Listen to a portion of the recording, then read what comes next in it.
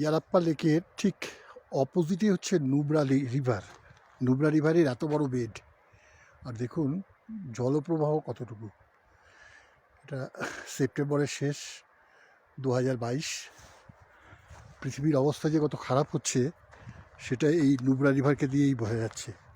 মানে বরফ গলা জল যে কমছে, এমনি এটা কোল্ড ডেজার্ট, কিন্তু তা সত্ত্বেও এত জল কম, এই বরফ গলা জলের পরিমাণ যে কমে যাচ্ছে, তাই বরফ গলা জলে যে নদীগুলো আছে সেই নদীগুলো আস্তে আস্তে মরে যাবে।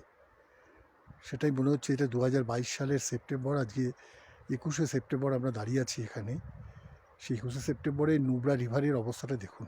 লাদাখের লের লের লের কাছে নুব্রা ভ্যালি, নুব্রা এটা হচ্ছে রিভার।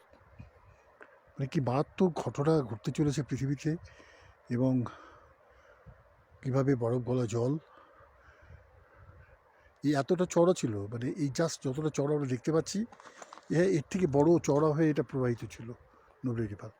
যারা অন্তপক্ষে 5-7 বছর আগে এখানে এসছেন তাদের মুখে শুনেছি যে না, ওখানে জলপ্রবাহ ভালো আছে, কিন্তু কোথায় জলপ্রবাহ ভালো, এসব বালি বেরিয়ে গেছে, সব বালিতে রয়েছে এখানে। এই হচ্ছে পরিস্থিতি। দেখুন পাহাড়ের গা দিয়ে বেরোচ্ছে, কত খরস্রোতা হওয়ার কথা ছিল নদীর, এমনি একটা কলকল পাহাড়ি ঝর্ণার মতো একটা আওয়াজ বেরোচ্ছে।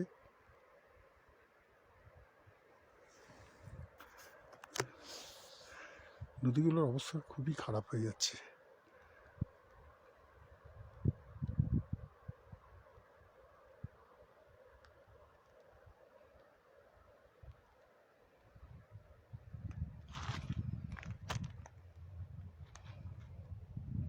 এখন বিকেল 4টে, মেঘ করছে অল্প অল্প।